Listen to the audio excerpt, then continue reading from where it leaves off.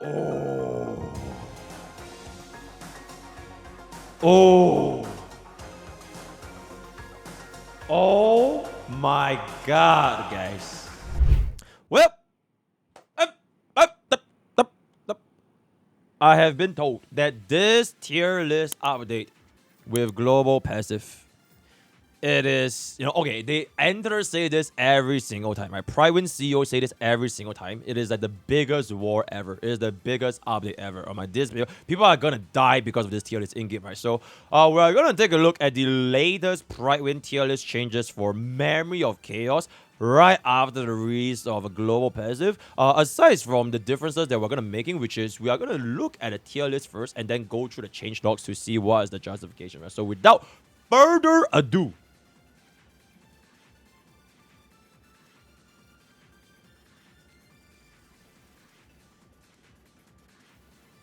oh. Oh. Oh. Oh my god, guys. Oh my god. Okay, wait, let me just process what just happened. Right, let me just process what just happened. Alright, we'll start from the sustain. Because sustain is a little bit more peaceful one. Huan went to tier 0 alongside Aventurine Lingsha. Gallagher stays in tier 0.5. Mimi has replaced Ranmei as a tier 0 unit. Ranmei has no longer been tier 0. She has been tier 0, I think, for like, I don't know, one and a half years. Ranmei is actually no longer tier 0. Bro got power crept by a free 99 unit, with Mimi, Sunday, as well as Babin being the sole tier 0. Oh, Ranmei was tier 0 since launch. Okay, so she has been tier 0 for 1.5 years. That's kind of crazy. Alright, so that's going to be for our amplifiers. For our support DPS, to Sunday, completely fine. Argenti went up into the same tier as Jade. And then for the DPS slot, castorice comes out to be tier 0, same tier as Agleia, Maide, and D Herta.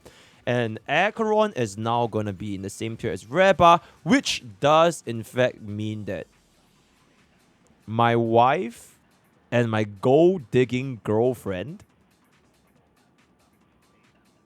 oh my god. Oh my god. Fei Xiao and Firefly is now officially tier 1. Yep. Reba is the only super break DPS at tier 0.5. With the introduction of our new girlfriend, she literally bumped our old girlfriend all the way back to Panacony. In this case, the tier 1 category. Yeah, that's kind of crazy, man. March 7th and Topaz. So basically, follow-up units as a whole just went way the fuck down. Everybody dropped by half a tier. Baby Herda went up, boosted by D Herda, of course. Luocha does, in fact, have an icon. I do believe this means that he is most likely going to be bumping up to tier 0.5 very, very soon. Boot Hill also has an icon, which I'm guessing he is most likely going to be going down, if I'm not mistaken, right? Because of the mobs and everything. So that's going to be that. And then for tier 1, oh, Blade! Blade has actually came out of the niche category. He is actually considered meta now. Blade is a meta unit. Half a tier below Dale. Same tier as Jingliu, by the way. Same tier as Jingliu. Black Swan and Mose went down. Nobody really cares. Kafka also went down. Nobody really cares. Silver Wolf, it is what it is. Himiko dropped down. I don't even think Himiko has ever been that good for MOC. Unless you use her in like puppets. That's sort of pretty much it. She's not even that good against Hule, which is going to be the other 5-week enemies. Can be kind of good against TV, but aside from like puppets and TV, it's a little bit sus, right? But anyways, that is going to be that for our tier 2, which means that our niche units... so this is purgatory, right? Everybody here died. Everybody here died. No one else really have too much of a change. Bro, me personally, yo, Scylla, in the right hands. In the right hands, I think we can bump her up. In the right hands. Which most people won't have the right hands, right? They don't deserve Scylla anyways. But in the right hands, I think we can bump it up. Right? In any case, let's just go through generally what the hell just happened, right? What the hell just happened? Can we zoom out? Oh, okay, there it is. All right, let's zoom out. Yeah, okay. So this is the big change. What we see here is the big change. Because everything here didn't really change that much aside from Blade bumping up a tier, which I think is sort of justified. Especially if you want to run like a Blade buff, so maybe Kafka buff, Silver buff, they can all go up like tier 1 from tier 1. I think this is pretty okay. But this is the main thing, essentially. So let's talk about the first thing first. Hue in tier 0, Luocha potentially going up to tier 0.5, if not even tier 1. Aventurine has the eye icon, which, for the HP meta, the HP DPS, the HP comps, the shield don't really do too much. It is what it is. It is current. The flavor of the patch is abundance.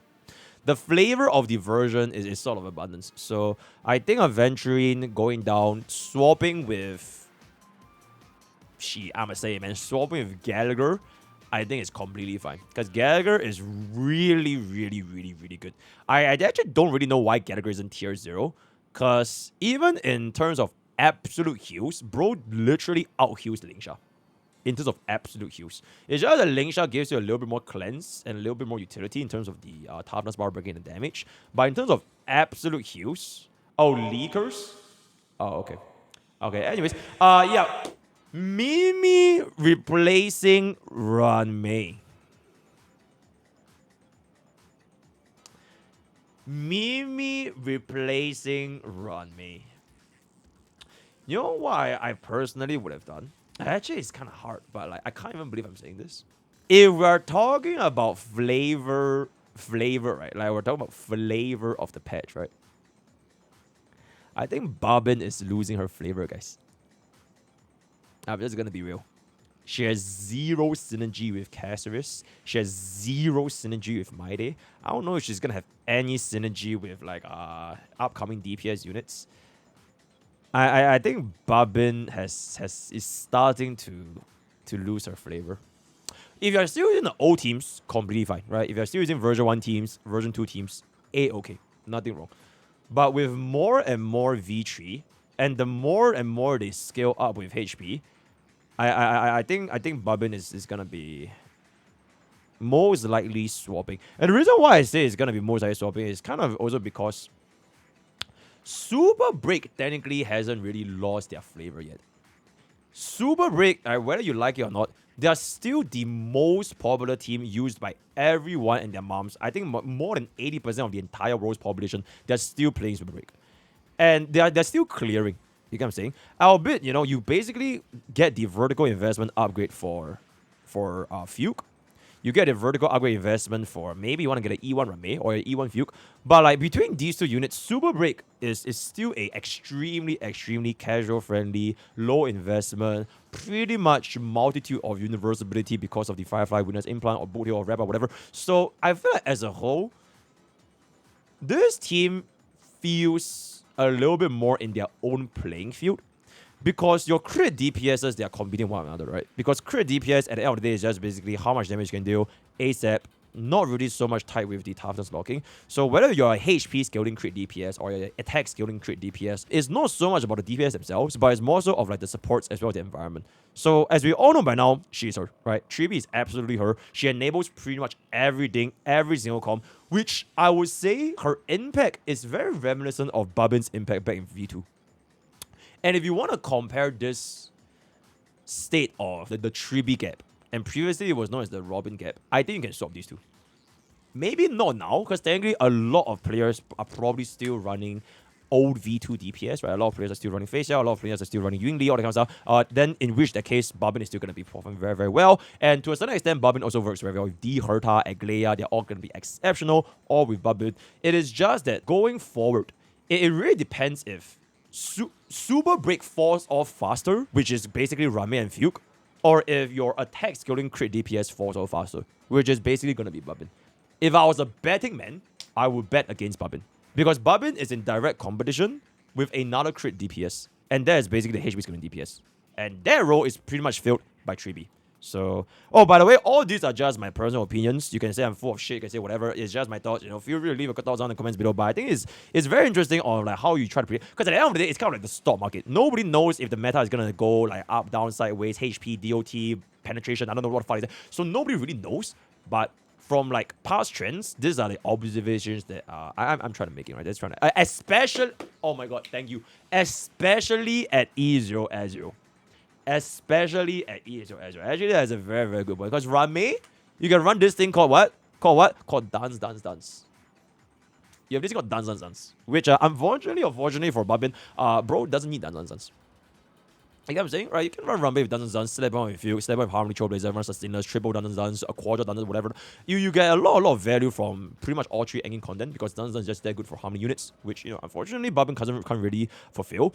And the energy shortfall that Bubbin presents outside of V2 and to a certain extent V1 is really hard to compensate. Because if you were to run, for example, Bubbin with Hue Hue, right? You might run into issues where you run out of energy. Aglea is an exception because Aglea is joint attacks, so you don't really see that big of an energy shortfall. But in like other team comps at E0, S0, it is kind of hard. It is kind of hard, right? Maybe if you have a Bronya Signature Icon at like S5 or something, it can help you circumvent this issue. But unless that happens, without Bubbin's ultimate outtime, I would think that the trigger conditions to make her tier 0 is going to be a lot higher compared to, let's just say, Super 8 in general, right? So that is pretty much it. And one last thing. If they release more Mimo sprites, right? Because technically Bubbin's action very advanced, it does affect Mimo sprites.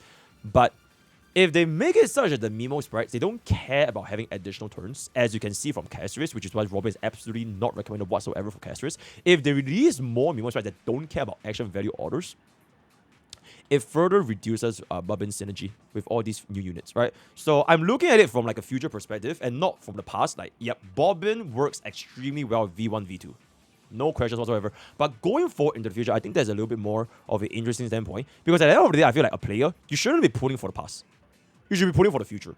And that's what everybody is trying to do, essentially. So yeah, that is pretty much my thoughts about the shift. That is what I would change. This is absolutely deserved. I feel like Sunday is honestly also very, very deserved. Because if you want to make the argument where Sunday, or rather Bubbin works very well with everyone, Sunday works very well with every single crit DPS as well, right? It's just that he doesn't really have that much of a synergy with castorice at E0. But everyone else, especially if you're crit DPS, you run Sunday, right? You use Mighty, you run Sunday. You use Herda, you can run Sunday. You use Aglea, you run Sunday. You use Singer, you run Sunday. Pretty much everybody can make use of Sunday. So if you want to make the same argument for Bubbin, he technically serves more of a potential than I would say Bubbin, right? So that's pretty much it. Let me know what you guys in the comments below, right? This is not factual. This is not a objective universal truth. This is just a topic of discussion, which I think is going to be very, very interesting, right? So for Apex characters, I don't think there's honestly too big of a deal. I think follow-up units, especially single target, they just honestly just gutted by the environment because, they do prefer erudition, right? It is what it is. They want to show D-Herda, they want to show castorice, so all the single target, they are unfortunately going to be getting a little bit of a shot. And I would say though, when a Nexa comes out, right? When a Nexa comes out, I don't know what are the utilities that a Nexa is going to be providing, but if a Nexa is going to be a super, super good utility, not just for a vertical investment perspective with D-Herda, but if you want to use a Nexa outside of D-Herda, I think there's very well a possibility that he can go into this category as well, right? The same category as Trippy. We'll see how that goes, but aside from that, don't really have too much things to speculate over here. Everything else is sort of exactly the same. Yep, DPS. So the elephant in the room is essentially, I don't think people would discuss that much about facial dropping down, right? I feel like this is pretty fair, right? It's the environment, like I mentioned. Same thing for all of the follow-up. I think this is pretty fair. The elephant in the room is our girlfriend Firefly, guys. Our ex-girlfriend Firefly. This is the elephant in the room. So, man, it's kind of hard. Because at the end of the day, she has proved that she can deal pretty decently, even against, for example, in this case, Memory of Chaos 12 Kafka, right?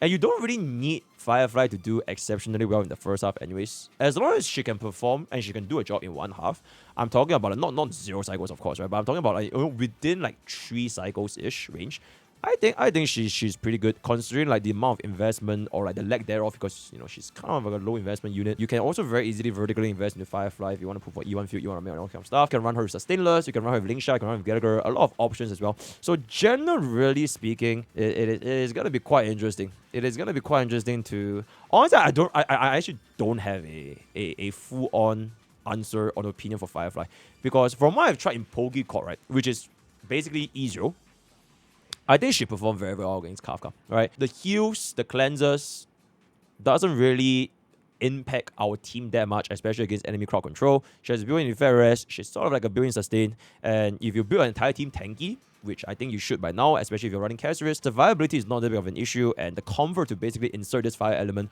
I think is going to be quite nice, right? I do have a little bit more of a concern. Yeah, and Sarah's account yesterday, right? Even though Sarah put for E1 field, right, it's kind of besides the point, but I do have a little bit of concern, which is the reason why Firefly is so good, or rather, she's still doing fine, especially in Mock 12, is because we are getting units like single boss, double elites, or triple elites. You get what I'm saying? But if they make it even more catered towards erudition, right, which we sort of already see happening, if they make it even more catered towards erudition, then I think the triple targeting could be a little bit annoying, because she is going to be stuck in triple targeting after a while. And I guess the more important thing to note is, how does she actually compare, especially with units like Acheron and Reba. Acheron, you can sort of argue that, she can work, sort of, against the first half, because if you run Acheron in the second half, she's up against 40% Lightning Res Kafka, which, nobody... It's going to be quite annoying, right? It's going to be quite annoying. But the thing is, if you were to run Kafka, or rather, you run Acheron in the first half, Flame Weavers spawns, they don't move. So your Jiao stacks, they don't get generated.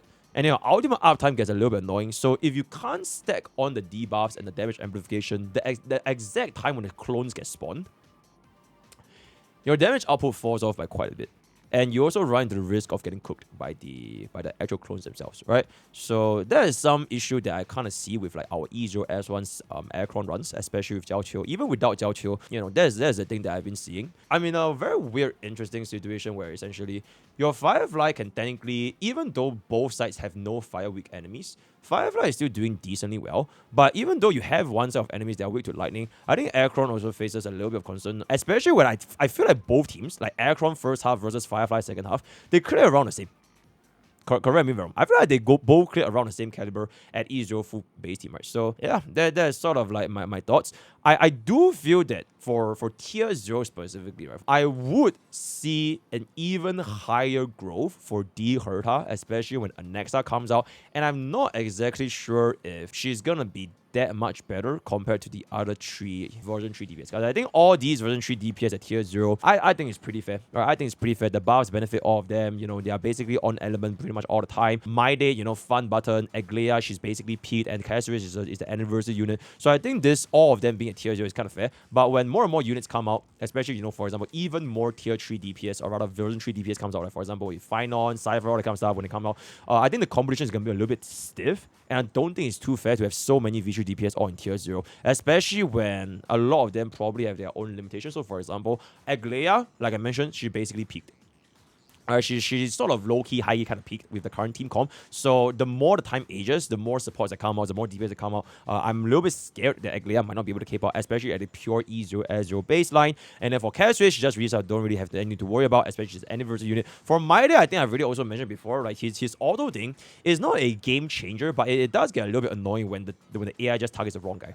Alright, and especially if we are going to get even more elites, then he doesn't know which to target, it can be quite annoying. And also, his team is also sort of peaked running My Day with your 3B, your Sunday, and I guess if you want to run RMC, it's also doable, right? Basically, sustainers team spam your My Day for the highest damage possible. So I'm not really exactly sure how they can cook up My Day to be even stronger, unless you run My Day with D Herta herself. Not D Herta, sorry, with castorice. So you run a double DPS, castorice, My Day, step on the 3B. I think this team is also very exceptional. I feel like out of all these 4 units, Herta and castorice, these two, they have the highest room for growth. So if you were to tell a beginner, okay, which 2 DPS out of the 4 right now in version 3 should you pull, I would personally go for these 2, right? Because this fella's an emulator. This fella's an anniversary unit, right? She has an Anexa. She's waiting for the 5-star Mimi. So because of this, and as I mentioned, right, you always pull, or rather you try to pull for future value in Honkai Starbucks. because of that, I would place these two, you know, I would personally go for them instead of the other two, right? So that's me personally. All the other stuff, I think I kind of, you know, leave you guys to decide which one do you think is going to be more controversial and which one is going to be more accurate. I'm waiting for the time when they release like a better tribute for either Herta or castorice, because tribute right now, she's basically Bubbin. Everybody wants tribute, right? Just like how back then everybody wants Bubbin. So I hope that they can release something similar to tribute so that castorice and Herta, they don't need to keep fighting for tribute, right? So that's the only thing I would say. And with that, let's go into changelog. Okay, everybody except for Super. Everybody's for Super, right? Okay, let's go. War. In this update, we'll be tackling the release of castorice, initial impact in 3.1, while also going through the latest changes.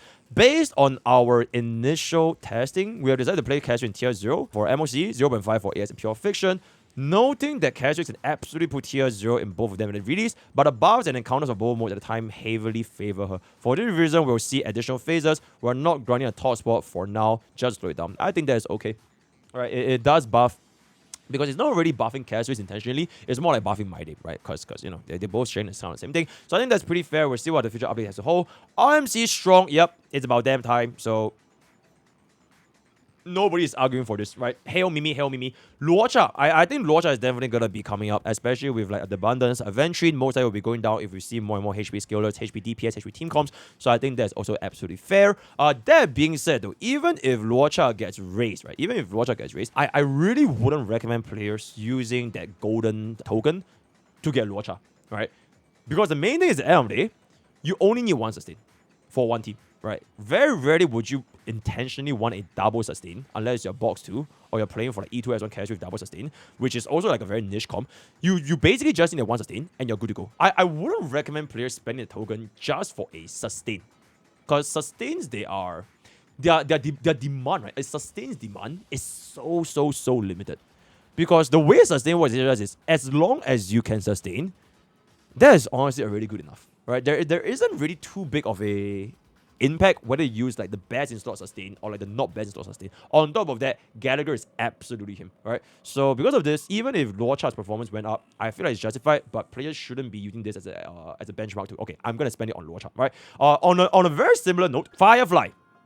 Moving on MOC, we've seen the introduction of Flame Weaver, which adds another AoE team fight, debuffs Noontide Griffins and Moonlit Pegasus. This is about a bitch ass bitch, right? Tremendous HP pool, 60% on the boss, on top of new enemies, HP and difficulty increase again. The result of these factors, continual domination of characters with L kills, blah, blah, blah. At the same time, most 1.0 and 2.0 continues to decline. Alright, Firefly. Since the arrival and shift towards AoE in MOC, Firefly at E0 has been unable to dominate quite like she used to, losing out to characters with an AoE team kit. Firefly continues to suffer at the hands of new bosses that dodge her technique like Flame Weaver, forcing her to rely on natural fire weaknesses absent from a lot of natural encounters, or having to implant pesky adds one by one. This MOC sadly continues a downward trend, and Firefly isn't keeping up with the performance in the Apex tiers at the moment, so we are going to be lowering her tier for now, right? Hey. Don't cry because it's over.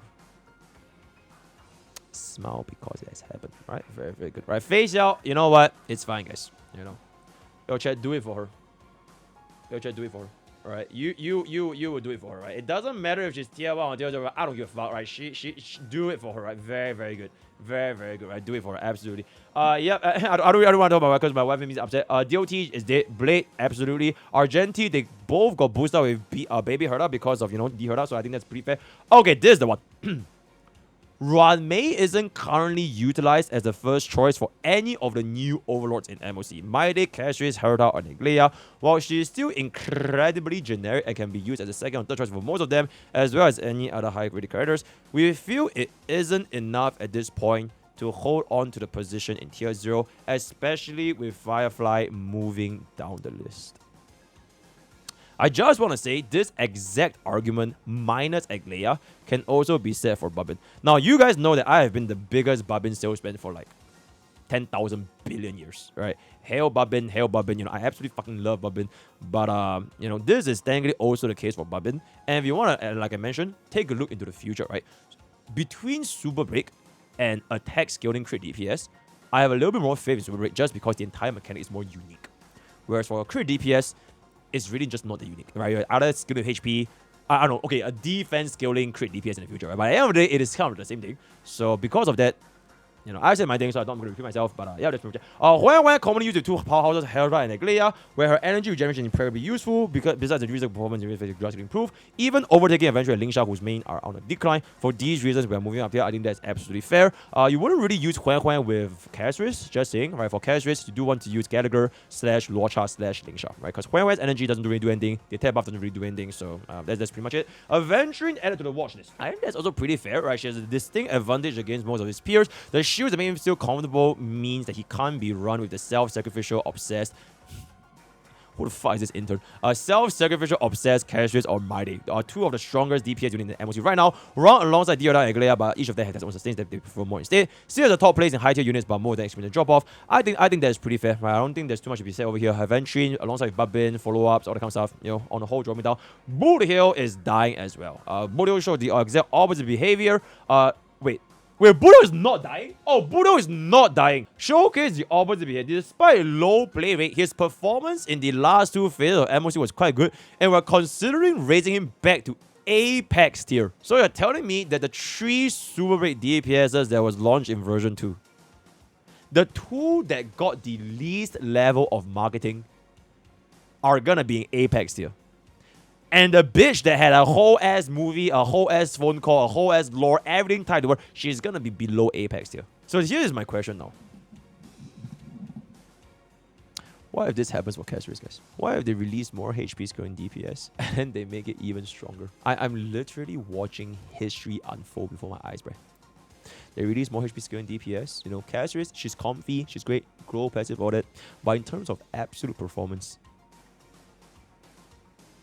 you know, I'm just guessing, right? In any case, yep, so that is pretty much it for this very, very, very, do we call it spicy? I think this is pretty spicy, alright? I feel like the run mate as well as the Firefly drop off, this is pretty spicy. I wonder how many hate threads that Prydwen has gotten from the Firefly mains and the run mains. But I do want to look forward to see how this development is going to be shaping up, especially for the upcoming MOC Pollux. I've showcased my Pollux video before. Check out my early access. For Pollux, instant 1 HP, 90% damage reduction. We'll see, right? We'll see. So, word of the day is going to be phone call. I don't know. Join Twitch, join YouTube, join Discord, join Twitter, and join Twitter. All the best. I'll see you guys next time. Take care.